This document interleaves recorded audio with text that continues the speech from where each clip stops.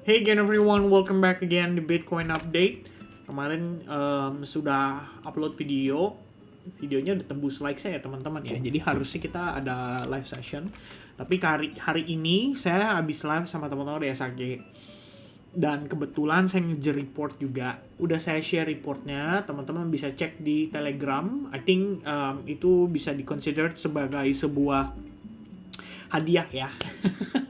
Hadiah untuk apa teman-teman ya? Sebenarnya di balik report atau jurnal yang saya share di istilahnya lewat live itu ya, bukan live, lewat live sih, lewat video itu, teman-teman bisa belajar sesuatu ya. Saya orangnya open supaya teman-teman bisa dapetin study ya dari ini kan. Kalau kalian lihat ada beberapa setup yang terexecute beserta dengan logiknya ya. Di dalam video itu teman-teman bisa dapetin juga why-nya ya. Ketika saya lihat chart kayak gini apa yang saya lihat, terus kenapa saya manfaatin, kenapa saya cut ya, itu semua dari situ. Jadi ya mampir aja ya, gampang banget guys. Klik link deskripsi Telegram, masuk free. Habis itu cek ya di beberapa postingan terakhir lah, ada postingan soal recap ya untuk transaksi di minggu kedua di bulan Desember. Udah lama soalnya saya masih ngejar guys tuh ya. Masih ada sisa akhir minggu di Desember sama Januari harus saya beresin sesegera mungkin ya. Jadi itu PR saya saat ini untuk saya recap dan evaluasi juga apakah playbooknya masih relevan dengan kondisi market saat ini atau tidak. So anyway guys, ya welcome back ya. Jadi besok saya ada webinar sama SAG, maybe hari Kamis or maybe Jumat lah ya. Saya pokoknya utang satu live ya, jadi 2 kali live lah minggu ini guys. Nanti saya cari waktunya, oke? So langsung aja kita mulai ke update marketnya. So starting dari weekly update itu selalu kita mulai dengan economic calendar. Hari ini cuma udah ada keluar data penting ya. Ini datanya menarik teman-teman. Tapi sebelum kita ngomongin itu, kita bahas dulu minggu ini ada apa aja ya. Hari Selasa JOLTS, oke? JOLTS itu hubungannya data tenaga kerja obviously. Kemudian hari Rabu ADP, ini juga sama, tapi ini sifatnya untuk non-farm payroll. Sebenarnya lebih kayak automatic data processing nih dari sebuah perusahaan swasta gitu ya. Dia yang bantu ngitungin penambahan tenaga kerja. Nah di hari Rabu ini juga ada ISM non-manufacturing PMI. Ini juga cukup penting untuk melihat progress business confidence. Baru kemudian hari Jumat ya, yang pasti paling jelas, yang paling signifikan adalah non-farm payroll ya teman-teman, atau NFP, serta unemployment rate. Jadi dua data ini seperti biasanya akan memberikan dampak pada pergerakan market. Kadang-kadang sih ya di kripto kadang-kadang kenceng, kadang-kadang nggak terlalu. Tapi kalau kita mau atau kita butuh data untuk mengetahui kira-kira kebijakan yang akan diambil oleh Federal Reserve nanti seperti apa, maka missing puzzle-nya dari sini gitu. Cuma kalau teman-teman trading di forex market ini obviously pasti akan kalian lihat. Kalau kalian cuma trading di kripto ya boring-boring enggak deh gitu ya. Kadang-kadang lihat, kadang-kadang enggak gitu. Tapi menurut saya ini cukup penting untuk diperhatiin. Nah hari ini guys, ini yang menarik. Hari ini rilis data ISM Manufacturing PMI for the first time sejak bulan Maret 2020. Kalau kalian lihat nih, sebenarnya Januari sempat ya 50,9. Habis itu kan 50 terus di bawah 50. Artinya terkontraksi. Oke, buat yang nggak tahu kontraksi itu maksudnya apa? Kontraksi itu intinya tidak ada pertumbuhan atau tidak ekspansif ya. Lalu untuk pertama kalinya sejak Maret kita ngelihat ada peningkatan sampai dengan 52,6 poin pada data ISM Manufacturing PMI. Ini artinya ada pertumbuhan kepercayaan bisnis di Amerika Serikat yang bisa saja mengundang lapangan kerja baru, bisa juga mengurangi angka pengangguran, dan bisa juga lebih penting lagi meningkatkan potensi money flow kembali ke capital market. Ya, business confidence itu untuk kita mengukur itu juga. Oke, kita tahu bahwa penghasilan bisnis itu kan obviously ya cukup besar lah ya, dan itu bisa dialokasikan untuk capital market, which means financial market seperti crypto atau Bitcoin. Especially kita ngomongin stock market, itu bisa dapat kesempatan untuk dapat money flow dari sana gitu. Saya pikir ini logik yang cukup sederhana ya, dan semoga saja ya ini bisa nge-support ya untuk penjelasan saya tadi gitu. Cuman memang di satu sisi kalau manufacturing PMI-nya naik, ya nantinya pasti ada alasan untuk The Fed mengatakan orang bisnis pertumbuhannya bagus kok, ekonomi lagi oke gitu. Jadi kalau ngelihat kondisi kayak gini ya resikonya ada pada suku bunga. Tapi di sisi lain kita jadi tahu kalau market itu tidak dalam keadaan resesi, which is okay ya, which is bagus juga gitu. Alright, so next one teman-teman, ini buat teori penganut bulan ya. Hari ini Cap Go teman-teman. Kemarin sih Cap Go, saya vegetarian ya, dan hari ini tepat ya pada tanggal 2 Februari, per saya bikin video sih udah tanggal 3 ya, udah jam 2 pagi gitu. Full moon, katanya kalau full moon itu relatif bullish. So let's see ya teman-teman, maybe itu melengkapi story atau market konteks yang saat ini akan saya mau coba sampaikan kepada teman-teman sekalian ya. Jadi nggak perlu lama-lama kali ya, langsung aja kali guys ya. Oke, starting dari sini ya guys. Jadi kita top down analysis, kita mulai dari time frame weekly. Kalau teman-teman perhatiin, weekly minggu lalu, candle itu kebentuk. Dimulai dari harga openingnya di 86.000 ya. Sepanjang minggu itu, kalau teman-teman lihat, itu harga sempat naik dulu, retrace dulu. Minimal 50% body candle dari minggu sebelumnya. Dan kalau kita lihat emang kan di sini terdapat gap ya. Gap itu langsung diisi sehingga tidak terbentuk gap lagi gitu. So kalau kalian perhatiin sampai dengan somehow hari Rabu atau Selasa mungkin ya, ini masih bullish gitu pergerakannya. Baru kemudian disambut sell off yang deras banget dan dia tertekan sampai yang lebih parah itu break dari support yang terbentuk pada time frame weekly, which means ini sebenarnya adalah warning ya bahwa sellers still continue to develop the range ke harga yang lebih rendah, dan finally for the first time kita keluar dari zona inside bar ini gitu. Jadi kita udah kebentuk close candle body di bawah inside bar yang terbentuk pada tanggal 17 November punya candle nih ya. Di candle yang ini tuh kita akhirnya udah keluar. Nah itu artinya apa teman-teman? Artinya market siap untuk continuation. Namun, karena kita ngelihat bodinya juga luas ya, ini kan lebar banget gitu, dan ini kosong gitu ya di atas tuh. Kalau kita lihat, maka sebenarnya prinsip yang tadi kita pakai, ini candlestick prinsip ya teman-teman ya, itu bisa dipakai kembali ke sini. So, kalau kita mau bicara market dalam keadaan downtrend, it means kita akan ngelihat ada lower high dan lower low, segi trend. Nah, sekarang lower low-nya udah ada, yang belum ada apa teman-teman? Lower high. Ya kan? Kalau memang minggu ini ada potensi lah, istilahnya kita ngelihat ada lower high dulu, ya kan, untuk terbentuk. Nah, kita coba cari tahu kira-kira di zona mana nih yang berpotensi menjadi tahanannya. Yang terlihat secara kasat mata ya adalah support sebelumnya, yaitu pada level 84.679 atau pembulatannya 84,5 deh gitu. Di level tersebut terdapat support yang saat ini berpotensi menjadi resistance. Oke, di sini pada prosesnya kalau kita lihat itu terjadi tekanan jual yang sangat agresif, membentuk fair value gap juga di sini. Jadi ada, kalau kita lihat di situ ada selling order yang pasif, nyangkut lah ibaratnya ya. Itu nggak ke trigger gitu, karena terlalu deras. Everybody selling di level atau di area tersebut, right? So dia create passive selling order. Pada akhirnya kalau misalnya harga naik, katakanlah lewat 84,5 gitu, testing ke 85, 86, masih bisa kena rejection gitu. Jadi kita bisa mengatakan bahwa dari sisi order tersedia di situ potensi sell off kembali kalau misalnya harga retest ke sana. Dan kalau kita hubungkan trend line, kebetulan lower high ketemu lower high di sini dapat ya area tersebut, jadi bisa menambahkan confluence baru. Sehingga kalau kita perhatiin nih teman-teman, katakanlah dia naik, masih ada possibility seperti ini guys. Ya, which is dia bisa create lower low lagi. Oke? Ini di luar dari pertimbangan kalau Bitcoin sudah terbentuk bullish divergence, ya, di luar dari pertimbangan tersebut. Kenapa saya katakan seperti itu? Karena gini guys. Kita pengen coba objektif, ya kan? Apa yang terlihat di mata kita semua saat ini sudah jelas bahwa harga itu menciptakan lower low.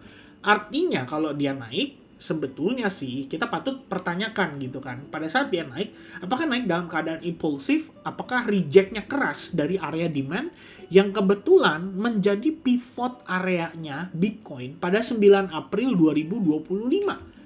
Oke, 9 April 2025 ini adalah harga pivotnya guys. Jadi di kisaran 75.000 itu pivot Bitcoin. Dalam artian pivotnya itu adalah dari yang tadinya penuh dengan sentimen negatif karena Donald Trump menerapkan tarif sepanjang Februari, Maret, kemudian April gitu ya. Finalnya kan adalah Liberation Day tarif yang akhirnya diundur jadi 90 hari, di pause tarifnya. Nah, itu pivotnya. Makanya sangat agresif, orang belanja dengan nominal yang besar menyebabkan terjadi reversal, dan reversal itulah yang mendorong harga menciptakan higher high-nya atau new all time high selama beberapa bulan setelahnya. Nah, ini adalah level yang sebetulnya secara psikologi harusnya membekas. Dan kalau misalkan ada passive buying order itu maksudnya adalah banyak orang mungkin ngantri di level tersebut dan sudah ke-trigger. Jadi pertanyaan terbesar kita adalah, can we see a strong reaction gitu? Kalau misalkan nggak ada strong reaction, so fakta yang kita temukan ternyata dia hanya mengalami penguatan korektif, katakanlah hanya 1 candle, 2 candle, 3 candle, 4 candle, 5 candle, udah gitu di atas dia doji. Misalnya kayak begini, terus dia doji, cut. Nah, ini udah Anda tahu tuh ya, pertandanya seperti apa gitu kan. Bahwa ya ada possibility market bisa tertekan lagi. Jadi untuk saat ini, sebetulnya dari level atau harga yang dikasih maybe good for accumulating, tapi kita nggak bisa expect dia ngasih kita langsung tendangan maut sampai menembus level-level yang sangat tinggi gitu ya, 100.000, 125. Itu kelihatannya sulit untuk kita langsung melihat seperti itu kondisinya. Walaupun ada bullish divergence sekalipun, saya pikir kalau nggak ada sentimen yang bagus banget, rasa-rasanya belum cukup deh untuk kita langsung menyimpulkan kalau market itu siap untuk rebound gitu ya. Jadi untuk saat ini, kalaupun yang tadi saya sudah jelaskan, kalaupun kita ngelihat ada potensi dia reboundnya berpotensi hanya untuk mencari area range lower high-nya ya. Sebenarnya kalau kita menggunakan teori apa istilahnya volume, ya bahasa yang dipakai sebenarnya auction market theory sih. Jadi kita ngelihat bahwa pergerakan kemarin di hari Sabtu itu apa yang membuat Bitcoin ke-trigger selling pressure itu sekencang itu ya. Kalau teori konspirasinya yang sebenarnya bisa dibuktikan dengan proses transfer antara data-data on-chain, teman-teman, itu memang ada transaksi yang terjadi dari si exchange besar itu ngirim ya. Exchange-nya itu warna kuning, teman-teman. Dia ngirim Bitcoin, kata orang itu jualan gitu kan. Dan terjadi di akhir pekan di mana biasanya volume dan volatility market itu cenderung rendah. Jadi market itu tidak siap ya. Di sini kita bisa bilang apa? Berat satu sisi gitu. Nah, yang terbentuk ya kondisinya seperti ini, teman-teman. Jadi tadi saya sudah deep analysis ya, teman-teman sekalian gitu. Saya deep analysis. Sebenarnya kan mulainya dari sini ya, starting point-nya dari sini. Jadi kalau teman-teman memperhatikan ya, mungkin dari update kita beberapa saat yang lalu, baik itu lewat YouTube dan lain-lain gitu kan. Sebenarnya ada satu level ya, spesifik saya udah marking zonanya, yaitu zona ini nih. Oke, ini awal mulanya kan, dari harga membentuk lower low. Awal mulanya dari sana. Jadi kita marking level atau zona tersebut ya. Ini kebetulan ada di Discord ya guys ya. Jadi biar kalian lihat aja tuh ya, ada di Discord. Oke, kita udah bahas di sini by internal range bla bla bla bla bla ya, kira-kira begitu. Intinya kita udah marking zona tersebut menjadi area supply-nya. Ya, dan memang kita sudah mengantisipasinya dari sini. Kenapa? Kan saya udah sempat jelaskan ya, bahwa kita bisa menggunakan yang namanya volume profile. So, kita tarik dari tanggal 29 jam 7 pagi ke tanggal 30 Januari di jam 7 pagi. Kebetulan confluence saya itu ketemunya di sini ya, berbarengan sama area yang kita marking sebagai area supply-nya. Jadi kalau turun time frame ke 30 menit, teman-teman bisa pakai tuh zona ini. Gitu ya, specifically zona ini nih. Oke, untuk diidentifikasi sebagai zona atau area yang berpotensi nge-trigger sell off. Ini kalau saya lihat chartnya beda ya.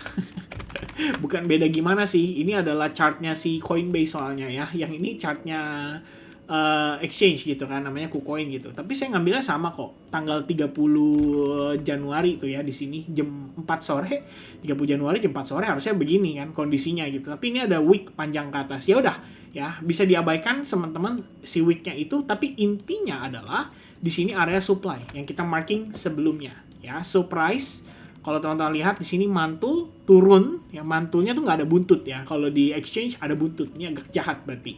Nah, berbarengan dengan level atau area tersebut terdapatlah yang namanya tadi adalah value area low. Jadi ini adalah area yang sebetulnya dari pergerakan sehari sebelumnya itu memiliki transaksi yang cukup banyak ya. Jadi 70% transaksi terjadi di sini sebelum akhirnya harga dibanding turun, itu artinya sempat terjadi equilibrium. Jadi antara buyer sellers itu sepakat ya, tukeran barang di situ, ada yang beli, ada yang jual, ada yang jual, ada yang beli gitu.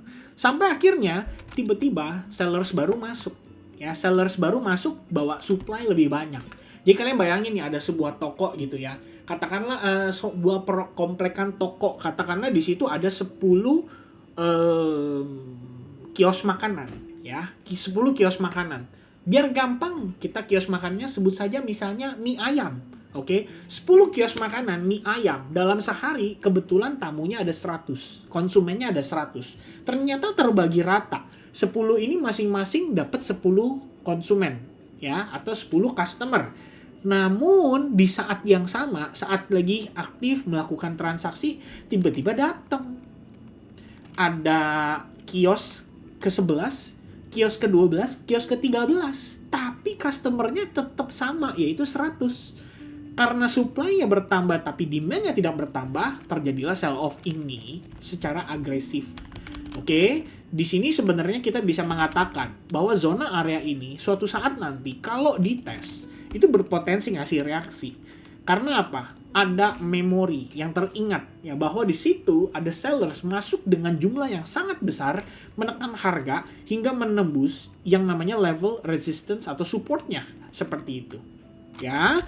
Nah, setelah kita follow up informasi tersebut, kita bawa nih ke data yang saat ini. Di sini ada transaksi yang cukup besar terjadi ya, jadi volume cukup high di sini, dan kita bisa lihat sama-sama teman-teman apa yang terjadi. Sellers kembali masuk ya. Nah, permasalahannya begini, kalau teman-teman lihat, ini tuh adalah pergerakan di hari Sabtu ya, sempat terjadi equilibrium. Ya itu karena biasa ya, wajar gitu. Kalau di weekend market flat, cuman ada retail yang bisa dibilang berspekulasi ya di pasar derivatif dan bla bla bla gitu kan. Setelah kita lihat kembali, tiba-tiba di hari Sabtu ada sell off tadi yang saya ceritakan gitu kan, menyebabkan harga tertekan sangat masif ke bawah seperti ini. Nah, pergerakan impulsif ini kemudian kita coba identifikasi. Ya, saya penasaran dong, saya pengen tahu ya, ini transaksi terbanyak datangnya dari mana sih gitu kan. Ada dua cara. Ya udah, kita pakai lagi, salah satunya adalah volume profile tadi gitu. Nah, dengan demikian kita punya gambaran. Pertama, harga reacting dari zona tersebut menyebabkan adanya sellers kembali masuk dan menekan harganya. Di saat yang sama, di area ini kita bisa marking juga memang sebagai area order blocknya ya. Di luar dari volume profile, kalian bisa lihat memang itu adalah zona lower high-nya yang terakhir. Oke, ternyata setelah kita gunakan informasi dari volume profile, di level atau area yang sama itu terjadi transaksi paling masif di sana gitu. Dan akhirnya men-triggerlah sell-off tadi gitu ya, menyebabkan harga turun dengan begitu signifikan. Artinya apa teman-teman? Artinya kalau nanti, balik lagi ya, harga kembali ke situ, kita bisa consider bahwa range itu memiliki probabilitas cukup tinggi untuk menghadirkan sellers kembali dan menekan harganya. Itu kalau berdasarkan impulsive move ini. Namun kalau misalnya kita gunakan informasi berdasarkan tanggal di hari tersebut ya, tepatnya hari Sabtu, karena ada strong volume kan terjadi. Nah, saya ambil dari jam 7, ketemu jam 7 di hari Minggu, itu artinya kita bicara di sini, yang kita ambil itu range-nya adalah pergerakan satu hari di candle time frame daily untuk di hari Sabtu. Nah, saya ambil tuh data informasi tersebut, dan kita temukan teman-teman sekalian, terdapat point of control di range bawah. Yang tentu saja itu artinya banyak sekali transaksi terjadi di bawah. Probably ini tertrigger akibat panic selling, akibat overstretch yang terjadi pada harga, sehingga market itu mungkin di saat yang sama ya, long liquidated juga nge-trigger lebih banyak sellers atau sell short kembali teraktivasi by the time longnya itu terkena stop loss ya. More or less kayak begitu idenya. Nah, di atasnya kebetulan level resistance ya. ini by the way untuk midterm, bukan midterm ya, tapi untuk pergerakan semingguan inilah ya. Karena kita menyikapi yang tadi saya bahas gitu kan. In case Bitcoin rebound pada time frame daily, ya kemungkinan cuma mentok 84 itu bisa jadi kena rejection gitu. Nah, kita nggak ngomongin ke sana dulu ya. Kita ngomongin, kita ngomongin ke sana. Agak kerut ya teman-teman ya. Ini gini, pada time frame daily kita melihat 84.000. Pertanyaan terbesarnya adalah apakah level itu make sense untuk dites gitu kan. Kalau kita kembali pada acuannya itu kembali pada time frame yang terdapat di time frame lebih kecil. Nah, kebetulan pada time frame hourly, time frame 30 minutes, level itu ternyata make sense untuk dites ya. Kebetulan point of control yang tadi kita marking di atas itu kisaran zonanya adalah 83.900 sampai 84.600. So technically, yep, that level is gonna be a potential supply level atau resistance level untuk nge-trigger sellers kembali masuk ke Bitcoin.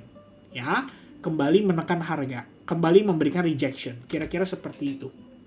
Oke, di sini ada value range high, ada value area high, dan kebetulan confluence dengan previous support kalau kita mengacu pada time frame yang lebih kecil. Itu artinya, secara jangka pendek, teman-teman, kesimpulan yang kita bisa ambil sama-sama adalah that's gonna be the potential range yang bisa dites sama Bitcoin. Either 81 atau 84. Ya, agak di atas teman-teman sekalian. Tapi semua itu saya rasa akan bergantung sama movementnya Bitcoin hari ini. Dan di sini memang sih kalau teman-teman menggunakan time frame sedikit lebih gede ya, katakanlah di 1 hour gitu. Di sini memang kita terdapat divergence kok. Ya, divergence ini terbentuk dari indikator MACD dan juga RSI. So kita punya double divergence ya pada MACD dan juga pada si RSI-nya gitu ya. So kita punya double divergence yang menunjukkan bahwa kondisi yang terakhir ini itu tidak disertai dengan strong tekanan yang lebih kuat lah dibandingkan dengan sebelumnya. Jadi memang kalau dari kondisi seperti sekarang kita bisa bilang kalau market itu atau Bitcoin ini memiliki kondisi di mana dia overstretch ya, terlalu ketarik, terlalu keseret, apalagi terjadi di weekend ya, di mana volume itu sebenarnya sangat-sangat rendah. Nah, hari ini pertanyaannya di hari Senin nih ya. Ini kan saya bikin video di hari Senin. Pergerakan market juga masih Wall Street tuh di hari Senin gitu. Pertanyaannya adalah apakah mereka akan tertarik untuk memanfaatkan area ini? Karena kita juga memiliki CME gap. Ya, closing pada hari Jumat itu sebenarnya kisarannya adalah di sekitaran 80 ribuan itu ya. Dan itu artinya kalau ada potensi rebound karena divergence yang tadi terbentuk, itu sifatnya bisa jadi hanya sekedar untuk korektif saja. Jadi dia testing ke level-level yang berpotensi menjadi lower high-nya. That's why kita bisa pakai Fibonacci retracement, tarik dari atas ke bawah seperti ini. Dan kita bisa temukan level atau area yang sekiranya memiliki probabilitas cukup tinggi untuk mengalami rejection. Dan dapatlah tuh di zona 0,7 sampai 0,62. Ya, jadi teman-teman secara singkat, secara sederhana apa yang saya coba sampaikan di sini adalah kita memiliki divergence, ya, kita memiliki range area yang cukup menarik untuk berpotensi dites oleh Bitcoin, yaitu resistance-nya antara 81 atau 84 tadi ya, dua level itu teman-teman tinggal ikutin aja, track aja ya pergerakannya, apakah ada reaksi dari market sellers-nya kembali menekan harga atau menunjukkan adanya rejection atau reaction ya. Untuk saat ini apakah kondisi dia bisa naik ke sana terkonfirmasi? Well, kalau acuan kita hanya berdasarkan time frame 15 menit, jawabannya ya. Ya, kita udah ngelihat kita memiliki struktur bullish untuk saat ini dengan kondisi low pada level 74 dengan high-nya mungkin ya, ini kan belum tahu, dia kan baru pullback tipis gitu, masih 79.300-an gitu.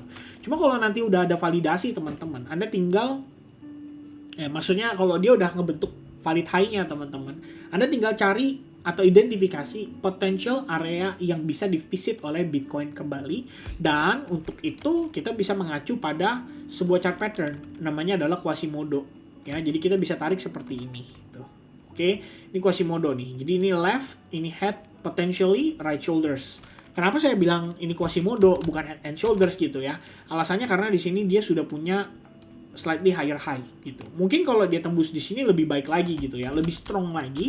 Itu artinya tergantung ya, kalau misalkan dia naiknya kencang banget dari kondisi sekarang, baru ke reject mungkin antara 80 atau 81. Nah, ini bisa expect naiknya itu bisa sampai 84. Kalau misalkan ternyata di sini udah ketahan duluan, well, bisa ke 81 aja udah bagus. Ya, ini udah bagus teman-teman. Sebelum nanti rejection kembali, kalau ada triggernya ya, kira-kira seperti itu. So that's gonna be the update.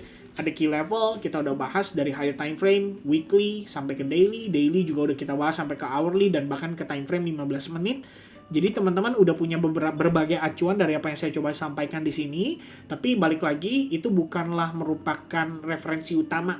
Ya, apa yang saya coba jelaskan di sini, itu adalah berdasarkan cara pandang saya di market, cara pandang saya terhadap price action saat ini. So, teman-teman sekalian, saya harapkan bisa melakukan analisa ulang, menggunakan video ini mungkin hanya sebatas menjadi referensi saja, dan ya segala action harus diambil berdasarkan keputusan masing-masing. Oke? So we talk about trading, investing, dan lain-lain.